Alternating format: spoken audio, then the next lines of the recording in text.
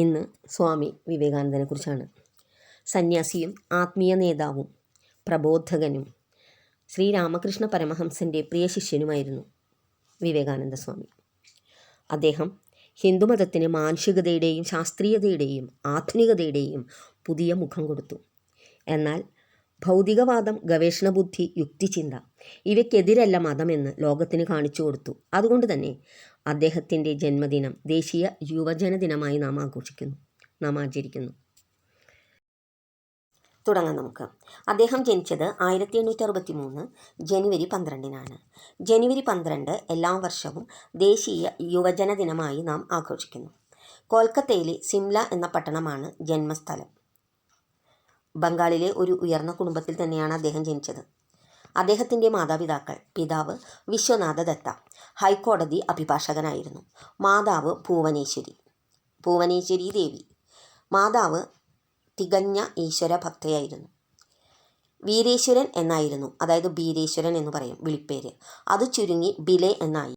യഥാർത്ഥ പേര് നരേന്ദ്രനാഥൻ എന്നായിരുന്നു. 4 പെൺകുട്ടികൾക്ക് ശേഷമുണ്ടായതുകൊണ്ട് തന്നെ വീട്ടിൽ വളരെയധികം ലാളന അനുഭവിച്ചു വളർന്ന കുട്ടിയായിരുന്നു ബിലെ.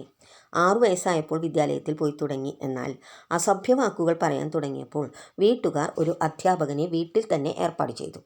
അങ്ങനെ സഹപാഠികൾ, വീടിനടുത്തുള്ള കൂട്ടുകാരുമൊത്താണ് വീട്ടിലിരുന്ന് പഠിച്ചത്. 1879 ഹൈസ്കൂൾ പരീക്ഷ 1-ാം ക്ലാസ്സിൽ പാസ്സായി. അതിനുശേഷം പ്രസിഡൻസി കോളേജിൽ ഉപരിപഠനം നടത്തി. പിന്നീട് തത്വശാസ്ത്രവും ലോകചരിത്രവും പഠിച്ചു. സംഗീതവും ഉപകരണ സംഗീതവും പഠിച്ചു. ഈശ്വരനെ കാണാൻ സാധിക്കുമോ? ഇതായിരുന്നു നരേന്ദ്രൻ ചെറുപ്പം മുതൽ ചോദിച്ചിരുന്ന ചോദ്യം. ഒരിക്കൽ സുഹൃത്തിൽ നിന്നും ശ്രീരാമകൃഷ്ണ പരമഹംസനെക്കുറിച്ചറിഞ്ഞ നരേന്ദ്രൻ അദ്ദേഹത്തെ കാണുവാൻ ചെന്നു. "നീ വരാൻ ഇത്ര താമസിച്ചതെന്തേ?" എന്ന് ചോദിച്ചുകൊണ്ടാണ് രാമകൃഷ്ണൻ നരേന്ദ്രനെ സ്വീകരിച്ചത്. അങ്ങനെ നരേന്ദ്രൻ തൻ്റെ ആത്മീയ ഗുരുവിനെ കണ്ടെത്തി. ശ്രീ രാമകൃഷ്ണ പരമഹംസൻ്റെ പ്രധാന ശിഷ്യൻ തന്നെയായിരുന്നു നരേന്ദ്രൻ പിന്നീട് സ്വീകരിച്ച നാമമാണ് വിവേകാനന്ദ സ്വാമികൾ. എന്നാൽ 1884 ഹൃദയസ്തംഭനം മൂലം അച്ഛൻ മരിച്ചു. കുടുംബഭാരം നരേന്ദ്രൻ ഏറ്റെടുത്തു. ആ സമയത്ത് BA പരീക്ഷ അദ്ദേഹം പാസ്സായി.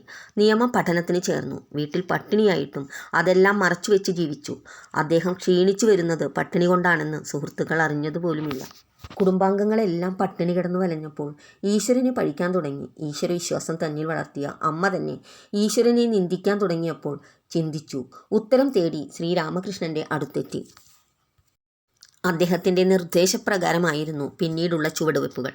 1886 ഗുരു സമാധിയായി. അദ്ദേഹത്തിൻ്റെ ആശയങ്ങളും ഉപദേശങ്ങളും പ്രചരിപ്പിക്കാൻ ആശ്രമം സ്ഥാപിച്ചു. 1892 വിവേകാനന്ദ സ്വാമി കേരളത്തിലെത്തി. 1893 സെപ്റ്റംബർ 11-നാണ് ലോകപ്രശസ്തമായ ചിക്കാഗോ പ്രസംഗം അദ്ദേഹം നടത്തിയത്. 1894 ന്യൂയോർക്കിൽ വേദാന്ത സൊസൈറ്റി സ്ഥാപിച്ചു. ബാഗ് ബസാറിൽ നിവേദിത വിദ്യാലയവും സ്ത്രീകൾക്കായി ശാരദാ മഠവും സ്ഥാപിച്ചു. 1902 ധ്യാനത്തിലിരുന്ന് സമാധിയായി. അദ്ദേഹത്തിന് 39 വയസ്സായിരുന്നു സമാധി സമയത്ത്.